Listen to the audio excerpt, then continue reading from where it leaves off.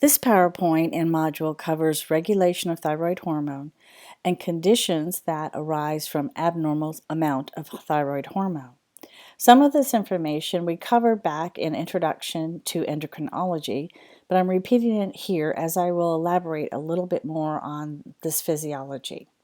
So just as a reminder, how the thyroid gland or thyroid hormone is regulated is first is the hypothalamus must secrete thyrotropin releasing hormone. The thyrotropin releasing hormone will then stimulate thyrotropes in the anterior pituitary gland to produce and release thyroid stimulating hormone. Thyroid stimulating hormone will stimulate all secretory activities of the thyroid gland. The hormone levels then are regulated by negative feedback. When hormone levels are high, it'll stop the hypothalamus and anterior pituitary from releasing their hormones, and when hormone levels are low, it'll stimulate the hypothalamus and anterior pituitary to release their hormones. The the hypothalamus hypophyseal portal is how the hypothalamus will transport thyrotropin releasing hormone to the anterior pituitary. This whole process of hormones going from the hypothalamus to the anterior pituitary to the thyroid gland is referred to as the hypothalamic. The thyrotropin releasing hormone messenger system utilizes the phospholipase C second messenger system to activate the anterior pituitary thyrotropes. The thyrotropin releasing hormone will bind with a serpentine protein on the cell membrane that is attached to a G protein. This binding will cause the serpentine membrane to change shape, activating the G protein, causing the GDP attached to it to phosphorylase to a GTP. The GDP protein will separate from the 7-membrane transmembrane protein, and it'll also separate from the trimeric proteins attached to it, and the G protein attached to its alpha trimeric protein unit will travel along the membrane to bind with a phospholipase C enzyme. Once it binds with this enzyme, the phospholipase C will be activated and it'll split a specific plasma membrane phospholipid into 2 second messengers called diaglycerol, which is also abbreviated as DAG, DAG, and an acetyl triphosphate, also abbreviated as IP3. The DAG will then activate protein kinase enzyme, and the IP3 will release intracellular calcium from the endoplasmic reticulum. The calcium will bind with intracellular calmodulin, which will then activate a cascade of enzymes, resulting in the production of thyroid-stimulating hormone. This slide right here just has in writing all the things I said on the previous slide, and I just used the diagram to help explain what's on this slide, so I'm going to move on. The thyroid-stimulating hormone has specific effects. Most importantly, and the early effect, is proteolysis of thyroglobulin, which causes the release of T3 and T4 within 30 minutes after activation. The following effects take hours and even days, and maybe some of them even weeks to occur. One we've already talked about is it increases the activity of the iodide pump, which is on the membrane of the follicular cells. And it does iodide trapping. So once it pumps the iodide in, it's trapped and can't get out. Second, thyroid-stimulating hormone increases the iodination of tyrosine, causing iodide ions to bind with the tyrosine molecules. This increases the size and secretory activity of the thyroid cells. Therefore, in a situation where you may have hyperthyroidism, it can cause a goiter because of its activity of increasing the size and activity of these cells. It also will increase the number of thyroid cells, increasing actually the number of follicles, which also can cause a goiter. Thyroid-stimulating hormone messenger system utilizes the cyclic AMP second messenger system to activate thyroid follicles. In this situation, the first hormone is the thyroid-stimulating hormone, which will bind with a specific 7-member transmembrane protein on the cell membrane of the thyroid follicular cells. This transmembrane protein is also known as a serpentine protein, and it is attached to a G protein.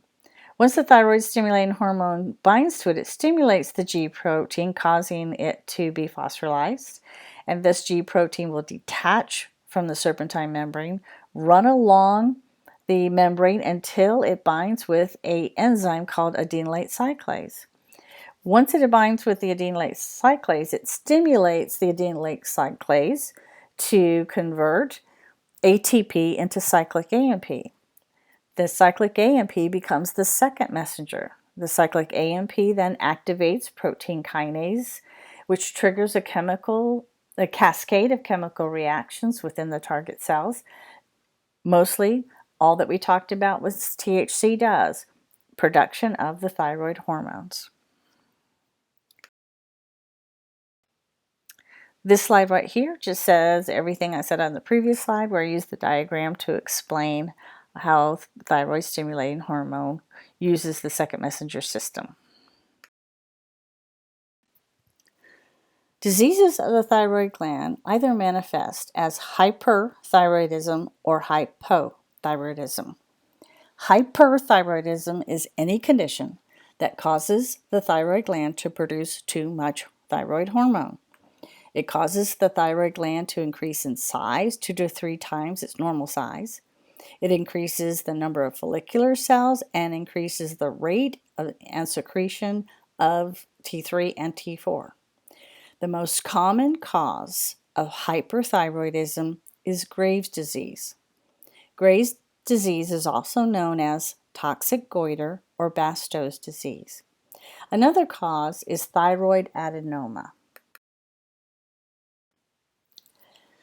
I'm repeating myself here. Graves' disease is the most common cause of hyperthyroidism. It actually accounts for 70% of all cases of hyperthyroidism. The statistics are men to women 4 to 1. So women are 4 times more likely to develop hyperthyroidism than men. The age of onset is typically around 35 years. Of course, as with any condition, it can happen just about at any time, but that's the most common time, is around 35 years of age. This condition can manifest abruptly, almost overnight, and its etiology is an autoimmune disorder. When trying to research how it affects the prevalence of this, I went to the National Institute of Health because it was not in the textbook. And the National Institute of Health says that it affects 1 in 200. So it is pretty prevalent. The way Graves' disease manifests, or the mechanism of the condition, is that the body produces thyroid-stimulating hormone antibodies, which are called specifically thyroid-stimulating immunoglobulins. These thyroid-stimulating immunoglobulins bind with the stimulating hormone receptors on the thyroid follicular cell's membrane. And their goal is they actually activate the thyroid gland just the same way thyroid-stimulating hormone would do. So these thyroid-stimulating antibodies, or thyroid-stimulating immunoglobulins, if I want to be more specific, they cause the thyroid gland to produce hormones, T3 and T4. To explain further how the Graves' disease actually works, I'm going to reiterate what it happens in the normal situation. Normally, thyroid-stimulating hormone, when it binds with a thyroid follicular cell, it only stimulates the thyroid gland for about an hour. But when this abnormal thyroid-stimulating immunoglobulin binds with a receptor on a thyroid follicular cell, its effects last as long as 12 hours, leading to abnormal high levels of thyroid hormone. The rate of hormone production and secretion as a result of this thyroid-stimulating immunoglobulin can be 5 to 15 times above normal. So Graves' disease leads to the overproduction of thyroid hormone stimulated by the thyroid-stimulating immunoglobulin, and this causes the thyroid gland to increase in size to meet the demand. The high levels of thyroid hormone caused by the TSI have a negative feedback on the anterior pituitary, suppressing the release of thyroid-stimulating hormone. For if you have high levels of thyroid hormone, naturally the anterior pituitary does not need to release any more thyroid-stimulating hormone. So if you're doing blood work on someone who has Graves' disease, it's going to show low levels of thyroid-stimulating hormone with high levels of thyroid hormone, and that should be a red flag. Another cause of hyperthyroidism is thyroid adenomas. This develops in the thyroid tissues. The thyroid tissues affected by the tumor secrete large quantities of thyroid hormone without the influence of thyroid-stimulating hormone. This usually is not associated with any evidence of autoimmune disease. It is truly just a problem with mitosis and cancer. The patient with this type of tumor will have high levels of thyroid hormone and low levels of thyroid-stimulating hormone, just like you would see in Graves' disease. However, within Graves' disease, the high levels of thyroid hormone will be much higher than what you would see in thyroid adenoma. The signs and symptoms of hyperthyroidism were addressed in the previous module on effects of thyroid hormone, but we're going to cover the list again just as a review. Most, if not all, of the symptoms will be a result of abnormally high metabolic rate. As we know that that's the primary function of thyroid hormone, is to increase metabolic rate. So an individual with hyperthyroidism will be nervous, have nervousness, they'll have anxiety, irritability, they'll have a very fast, irregular heartbeat, and they may cause tachycardia. They'll have intolerance to heat, and because of that, their sympathetic nervous system is going to constantly send signals to the sweat glands, so they'll have very moist skin because they're sweating all the time. They'll have weight loss because of the high metabolism of all the cells in their body, but they're going to be hungry too. So they'll have increased appetite with weight loss. It's going to increase bowel movements because it's going to move the stuff along way too fast. So that individual is also not going to be able to get all the nutrients out of the food they eat. And they'll have varying degrees of diarrhea. It'll lead to muscle weakness, especially in the arms and the thighs. Because of the high metabolism, it's going to need proteins, and this, because of the release of the proteins, the body will take it from the greatest source of protein, which is our skeletal muscle. It'll lead to extreme fatigue with insomnia. They'll be exhausted, but their mind is going a mile a minute and they just cannot sleep. The hand tremors will be a result of muscle fasciculation, and the nervousness and anxiety will also lead to hand tremors. That the tremor itself is associated with the pathological condition of hyperthyroidism. Again, they'll have the most moist skin because of the sweating. They'll have fine, brittle hair. For females, it's going to change their menstrual pattern. We talked about that in the effects of all of thyroid hormone, and it can lead to erectile dysfunction in males.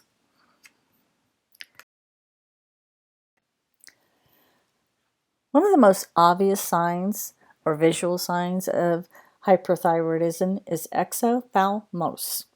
It is commonly seen with Graves' disease. Most people with hyperthyroidism will develop some degree of protruding eyeballs. Their upper lids will be elevated and the eyelids will not be able to close completely, leading to dry, irritated eyes, infections, and may even damage the cornea. The eyeballs will bulge due to edematous swelling in the back of the orbit that's caused by accumulation of mucopolysaccharides. This slide is just showing some images of a goiter where you see the enlarged thyroid gland in the throat. Diagnosis and treatment of hyperthyroidism. Well, the easiest way is a blood test to measure the concentration of free thyroxine, TSH, and TSI. No one should ever have any thyroid stimulating immunoglobulins circulating in their body. That's abnormal. Treatment is often, depending on the severity, removal of the thyroid gland, and it's called a thyroidectomy. Also, there's radioactive iodide that can destroy most of the secretory cells of the thyroid gland. There's also anti-thyroid drugs. I'm not going to bother pronouncing them. They do exist. And beta blockers are given to help reduce the increased heart rate as symptom treatment and to reduce the tremors. Now we're moving on to hypothyroidism. Any condition that causes the thyroid gland to produce too little hormone is hypothyroidism. The main cause, the primary cause of hypothyroidism is Hashimoto's thyroiditis, also known as non-toxic goiter. Other conditions that can cause hypothyroidism is endemic goiter, idiopathic goiter, cretinism, which affects neonates or postnatal or early childhood, and myxedema.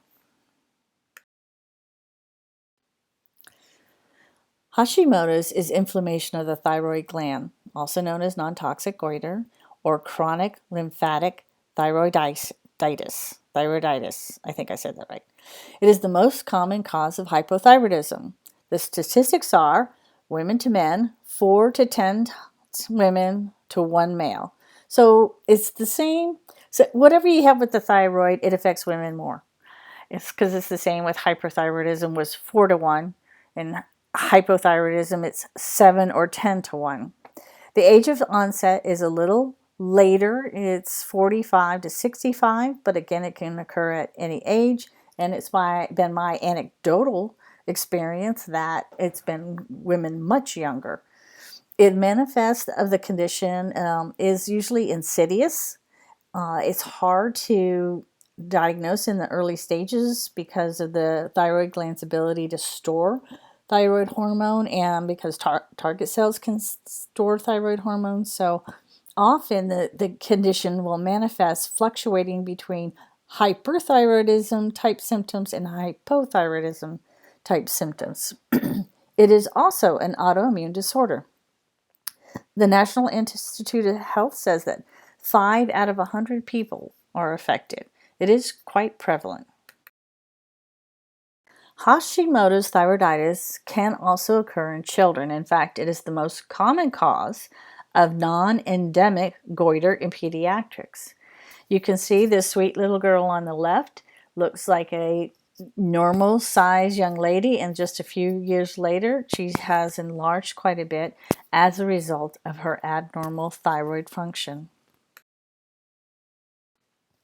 Hashimoto thyroiditis mechanism of condition. So this slide we're going to talk about what's happening. Lymphocytes will penetrate the follicular cells and actually kill the cells. So what happens is the body's own immune system, the CD8 plus cytotoxic T killer cells, will just start attacking the thyroid gland for unknown reasons, idiopathic. It'll just kill the glands, it kills the blood vessels and all supporting tissues around it. It just destroys them. Then it makes CD4 T helper cells to recruit and activate macrophages that and damage more follicles. So it is just severe inflammation where the body has just targeted the thyroid gland as a foreign substance and it just tries to kill it. Hashimoto's early on in the condition. Patients may cycle between hypothyroidism and hyperthyroidism type symptoms. When the thyroid gland is under attack, it cannot produce as much thyroid hormone as it did in normal situations. As the thyroid cells are damaged with each attack, the cells release stored thyroid hormones, causing the levels in the body to temporarily increase, resulting in hyperthyroidism type symptoms. Thyroid globulin antibody and thyroid peroxidase antibody. Thyroid globulin And thyroid peroxidase are not normally secreted into circulation. They're pretty much confined to the thyroid follicular cells or the colloid mixture within the follicles. Destruction of follicle cells will release thyroglobulin and peroxidase into circulation. Well, when these substances are in circulation, the body is going to target them as not belonging. So the body's immune system will make antibodies against them. So to detect early on hypothyroidism, one of the tests are thyroid peroxidase antibodies. The early stages of Hashimoto's is actually hard to detect on a blood test if you're only testing for TSH and thyroid hormones, because in the beginning, thyroid stimulating hormone levels may not be low, and thyroid hormones themselves may show high levels because of the follicular cells being damaged, dumping in out stored amounts of thyroid hormone into the system. So the best way to early detect Hashimoto's is through either testing thyroglobulin antibody levels in the blood or thyroid peroxidase antibody levels in the blood. Just from my experience working in research, I know that it's typically thyroid peroxidase antibody that is tested to diagnose Hashimoto's. Advanced Hashimoto's condition is going to show the blood work you might expect with hypothyroidism. With each attack, more and more thyroid cells are killed, and the stored hormones have been released. So eventually, the thyroid gland runs out of stored hormones to release. Then the thyroid hormones begin to drop below level because there's not very many thyroid follicular cells left to produce the hormone. These low levels of thyroid hormone will stimulate the anterior pituitary to release thyroid stimulating hormone. But because you have very few follicular cells left to produce the hormone, you're going to have a situation of high thyroid stimulating hormone and low thyroid hormone levels. It'll also still show high levels of thyroid globulin antibody and thyroid peroxidase antibody. Endemic goiters are caused by a deficiency of iodine in the soil. I have iodine there, and it really should be iodide. I apologize. The regions are the Swiss Alps, the Andes, and the Great Lakes region of the U.S. If you look at this map, the area in orange across the whole northern part of the United States is colored in as being an area that may have a deficiency in iodide in the soil. So if iodide is not supplemented in their diet, they're going to develop a type of hypothyroidism. Endemic colloid goiter. The thyroid cannot form thyroid hormones without iodine. Well, you need iodides in your diet, and then it converts it into iodine. The low levels of thyroid hormone stimulate the anterior pituitary to release thyroid stimulating hormone. Thyroid stimulating hormone also stimulates the thyroid follicular cells to secrete large amounts of thyroglobulin into the central colloid mixture inside the follicle. This will cause the gland to grow larger and larger and eventually develop a goiter. Cretinism can be caused by a congenital lack of the thyroid gland or failure of the thyroid gland to produce thyroid hormones due to genetic defect, or lack of iodide during embryological or early prenatal development. The thyroid gland of a baby should become active in utero around 3 months of gestation. Cretinism characteristics are failure of the body growth and severe mental retardation, severe enough to where their IQ would be less than 25.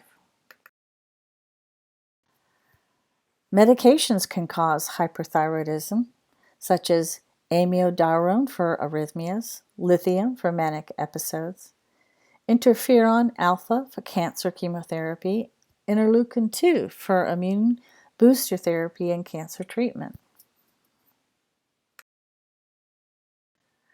Damage to the anterior pituitary gland can also lead to decreased thyroid stimulating hormone secretion, which is going to lead to hypothyroidism. I actually had a patient in Simpsonville years ago who worked in a factory where they produced paint cans. And when she was running the can on the lathe, the can came out of the lathe and hit her in the face and fractured her sphenoid bone, which damaged her pituitary. It's rare, but it can happen. Early signs and symptoms of hypothyroidism, we also covered these in the effects of thyroid hormone in the previous module, but I'm going to just go down the list again as a review. So they'll have fatigue. They're exhausted all the time. They're very tired because their body cells aren't doing much. Metabolism can drop to almost 50% of normal level. They'll have drowsiness, tired all the time.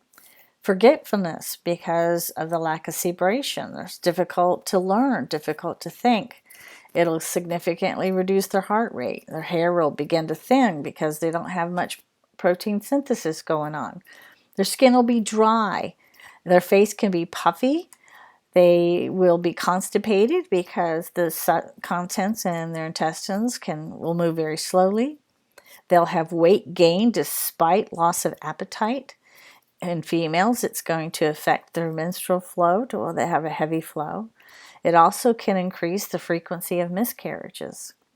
It increases the sensitivity to many medications, so that has to be watched and looked on their medications list of adverse effects. They're very intolerant to cold because their bodies aren't making enough ATP to generate any natural heat. They'll have hoarseness in their throat, muscle weakness and aches. They'll be tender and stiff, a lot of joint pain, stiffness and swelling in the joints, and they can develop elevated cholesterol because their body is not releasing enough free fatty acids. Eczema is the most severe form of hypothyroidism, where the thyroid gland is producing almost no hormone at all. This is life-threatening. The signs and symptoms are accumulation of mucopolysaccharides on their skin, causing swelling of the face. It is non-pitting edema, so when you push into the puffiness, the tissue will spring back. They'll have bags under their eyes. They can develop a goiter.